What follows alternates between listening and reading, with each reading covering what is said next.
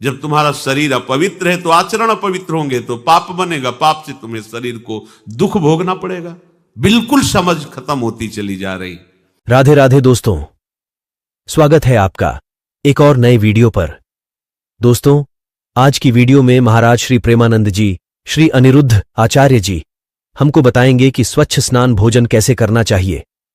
बहुत लोगों को यह नहीं पता है, इसीलिए घर में दुख तकलीफ रोग आता है। इन बुरे चीजों से बचने के लिए महाराज जी वीडियो में बताएंगे। आप वीडियो पूरा देखिए, तभी जान पाओगे, और कमेंट करके जरूर बताना कौन सा महाराज का विचार आपको अच्छा लगा।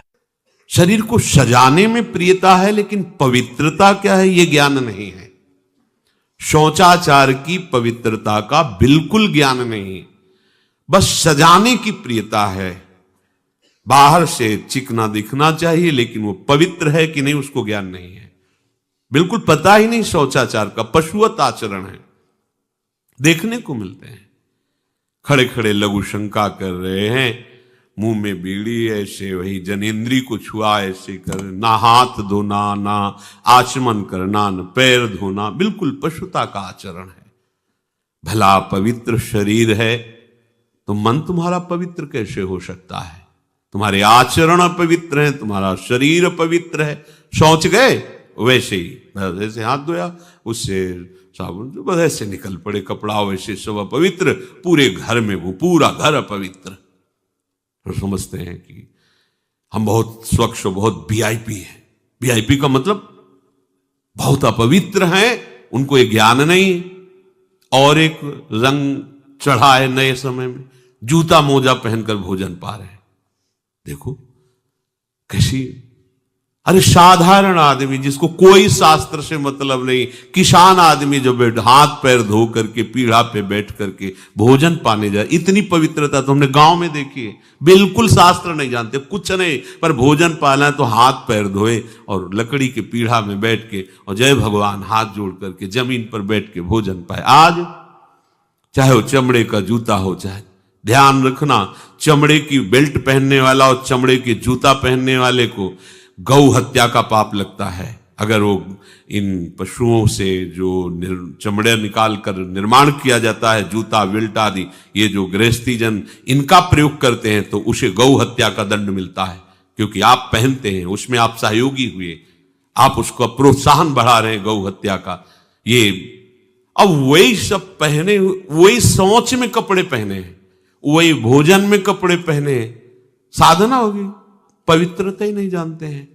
लघु शंका करने के बाद यदि आपने जनेंद्री का प्रक्षालन नहीं किया, हाथ नहीं धोया, चरण नहीं धोए, आचमन नहीं किया, तो आप तो अपवित्र हैं। अरे लघु शंका की क्या है, शौच होने के बाद नहीं से विचार बिल्कुल शून्य हो गया है। बस शरीर आराम, पशु की तरह शरीर आराम। क्या शरीर आराम रहेगा? जब तुम्हारा शरीर अपवित्र है तो आचरण अपवित्र होंगे, तो पाप बनेगा, पाप से तुम्हें शरीर को दुख भोगना पड़ेगा।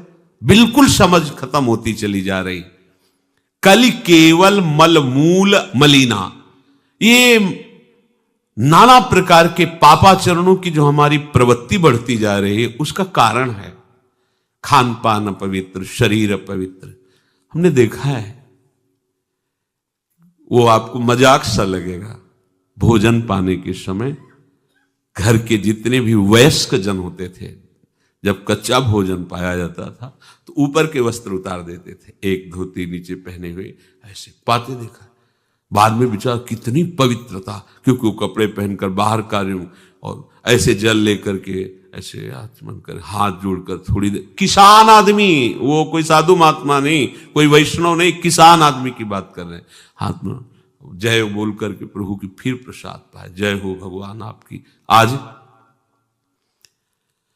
परोसने में अगर कहीं रोटी छू गई परोसने वाले को तो डांट लगती थी, पूरी रसोई जूठी करेगी, रखे यही थाल, हाथ धो, दूसरी थाल में ला। आज उसी से अमुक ले रहा है, उसी से अमुक ले रहा है, उसी से अमुक ले रहा है। वो शराब पीने वाला है, मांस खाने वाला है, गंदे आचरण, उसी से आप ले रहे हैं। वो तो समाज में चलता है, समाज में तो समाज को लेकर चलना ही पड़ेगा। लघु शंका करने जाएं तो 3-4 कुल्ला करें, हाथ और मुंह धुलें, हाथ पांव धुलें, तब जाकर के आप शुद्ध होते हैं लघु शंका करने के बाद। यदि आप दीर्घ शंका जाते हैं, मल मूत्र की क्रियाओं के हम बारे में कह रहे हैं, मूत्र विसर्जन के बाद 4 कुल्ला करें, हाथ और मुंह धुलें, इसके बाद ही आप शुद्ध होंगे, नहीं तो आप अशुद्ध हैं। आज लोग जाते हैं लघु शंका करने, हाथ मुंह नहीं धुलते। आपके बच्चे हाथ मुंह धुलते ही नहीं है लघु शंका के बाद, उन्हें ज्ञान ही नहीं है, हाथ मुंह धुलते नहीं है, जाके बिस्तर में बैठ जाते हैं, जाके पढ़ने। आजकल बच्चे पढ़ते हैं, महाराज जी मन नहीं लगता। क्यों मन नहीं लगता? क्योंकि तुम शुद्धता का ध्यान नहीं रख रहे हो। जब भी लघु शंका जाओ तो जरूर से 4 बार कुल्ला करो, हाथ धुलो, पांव धुलो और हल्का सा जल का छिड़काव अपने ऊपर कर लो और श्रीमन्नारायण श्रीमन्नारायण शब्द का उच्चारण कर लो। अब आप शुद्ध हो गए। यदि आप दीर्घ शंका गए हैं, है ना, तो आप नहा के ही आए, वापस नहा के ही आए। यदि बिना नहाए, अब कई लोग ना जाते हैं और बिना नहाए सारे घर में घूमते रहते हैं। तुम अशुद्ध हो और इस अशुद्धि से दूसरों का नुकसान नहीं है, आपका ही मन आपको परेशान करेगा। आपके आज आप पवित्र हो ना, अपवित्रता में घूम रहे हो। अपवित्र लोगों को जो नकारात्मकता है, जिसे हम नेगेटिविटी कहते हैं, वह जल्दी पकड़ लेती है। व्यक्ति नेगेटिव होता है, नकारात्मकता की ओर बढ़ जाता है। इसलिए शुद्ध बनो। लघु शंका और दीर्घ शंका यह मलमूत्र की क्रियाएं हैं। दीर्घ शंका जाने, दिन में 4 बार दीर्घ शंका जाना पड़े तो 4 बार नहाओ, पूरा ना नहाओ तो अर्ध स्नान करो। अपनी नाभि को गीला करो, नाभि से लेके पूरा पानी डालो।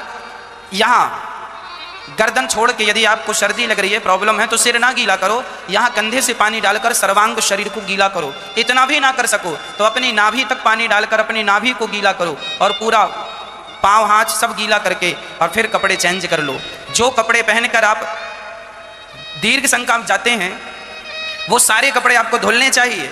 अब आप कपड़े पहन के दीर्घ शंका हो आए और उसके बाद सारे घर में घूम रहे हैं तो आपकी बुद्धि भ्रष्ट हो जाएगी और यही भ्रष्टता तुम्हारी सर्वनाश का कारण बन जाएगी। महाभारत में एक कथा है राजा नल की।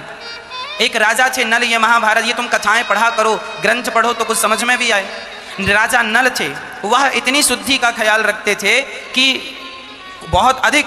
एक दिन वो लघु शंका चले गए और वहाँ जब गए तो वहाँ से आए, रात्रि को उठे और लघु शंका गए और लघु शंका करके आए, ना उन्होंने हाथ धुला ना पाँव धुले और इतनी अशुद्धि होने के कारण कलयुग उनकी खोपड़ी में आकर बैठ गया और उनका सर्वनाश हुआ है। लिखा है महाभारत में कि राजा नल पर जब कलयुग सवार हुआ तो उनके शरीर में कपड़ा भी नहीं बचा, सारा राज्य समाप्त हो गया, सारा यश सारी कीर्ति समाप्त हो गई और जंगल में 2-2 रोटी के लिए दर दर भटकने लगे। ना पीने को पानी मिल रहा, ना खाने को कुछ मिल रहा, शरीर में कपड़े निर्वस्त्र घूम रहे। लिखा है महाभारत में। किस कारण? केवल लघु शंका गए और वो हाथ मुंह धुलना भूल गए, इतने के कारण कलयुग आके बैठ गया।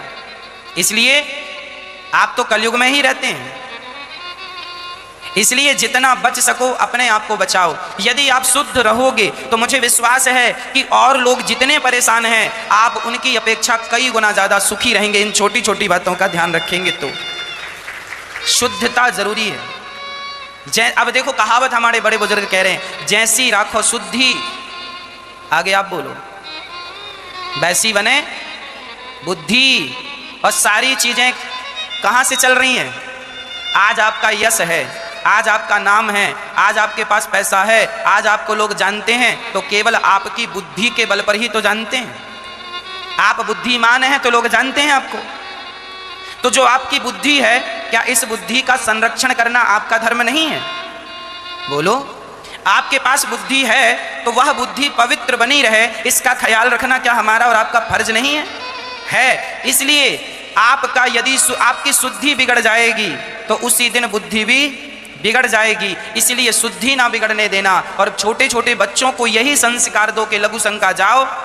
आप अपने बेटों को कहा करो लघु शंका जाया करें तो खड़े होकर लघु शंका ना किया करें, लघु शंका बैठ के करना चाहिए। ये अशिष्टता है खड़े होके लघु शंका। आज तो बूढ़े बूढ़े दाढ़ी मूंछ पक गए, मरने वाले, इनको ज्ञान नहीं है कि खड़े होके नहीं लघु शंका करनी चाहिए। ये खड़े होके कहीं भी लघु शंका करने लग जाते हैं, इन्हें अक्ल ही नहीं है, कभी सत्संग किया नहीं, बाप दादों ने सिखाया नहीं। मूर्ख पैदा हुए, मूर्ख जिए, मूर्ख मर जाएंगे। इन्हें कोई ज्ञान नहीं शास्त्रों का, सिद्धांतों का। ये तुम्हारी पृथ्वी माता है। क्या है? माता है। और हम माता की गोद में। अच्छा, हम अपनी माँ की गोद में हैं। जब हम छोटे से थे ना तब हम माँ की गोद में यदि सुसु कर देते थे ना तो वो अपराध नहीं होता था। छोटा सा बच्चा अपनी माँ की गोद में यदि सुसु कर दे तो क्या अपराध है? कोई माँ उसे साफ करती है, पर वही बच्चा बड़ा हो जाए और फिर खड़ा होकर माँ की तरफ सुसु कर दे जानबूझकर, तो ये अपराध है या नहीं? मतलब गोद में सुसु करना अपराध नहीं है, पर खड़ा होकर के माँ की तरफ करे तो अपराध है। अरे तुम बड़े हो गए हो, ये भारत तुम्हारी माता है, बैठ के करना चाहिए। लघु शंका बैठ के करना चाहिए, खड़े होके करना अपराध है। यह माता अपराध बन रहा है तुमसे और तुम्हें पता ही नहीं कि तुम क्या अपराध कर रहे हो। इसलिए हमारे शास्त्रों में मल मूत्र त्यागने का भी एक विधान है। कैसे त्यागना? कहीं ऐसा भी है कि शौच में पानी का ही प्रयोग नहीं होता हो? हाँ, टिश्यू पेपर कह रहे हो। विचार करो यार, मतलब कहां पहुंच रहा है हमारा। ओ कहते वीआईपी लोग हैं, वाह है ये वीआईपी लोग। अरे बिना जल के कैसे प्रक्षालन हो जाएगा? कैसे आप पवित्र कैसे? पर पवित्र होना किसको चाहिए? वो तो पशुवत आचरण है। कली केवल मलमूल मलिना पाप पयो निधि जन मन मीना। जैसे मछली जल में ही केली करती है, ऐसे कलियुगी प्राणी का मन पाप में ही केली करना चाहता है। अपवित्र विचार, कैसी कैसी मलिनताएं बढ़ती चली जा रही। रसोई अभी बनकर तैयार नहीं हुई और ऐसे सो खड़े खड़े वही रसोई, क्या पछता है? अरे एक बार बन जाए उसे थाल में लगाओ। हम नहीं कहते तुम भगवान का भोग लगाओ जाके, नहीं वैष्णव हो, नहीं भजन कर, कम से कम थोड़ी तो पवित्रता। एक बार थाल लग जाए, हाथ जोड़ो, अन्न को ही प्रणाम करो। अन्न ब्रह्म, उपनिषद में आता है, ये अन्न ब्रह्म है, उसे प्रणाम करो। वो हमारे जीवन को पुष्ट करता है, हमें भगवत भाव। हाथ जोड़कर कहां हाथ जोड़े?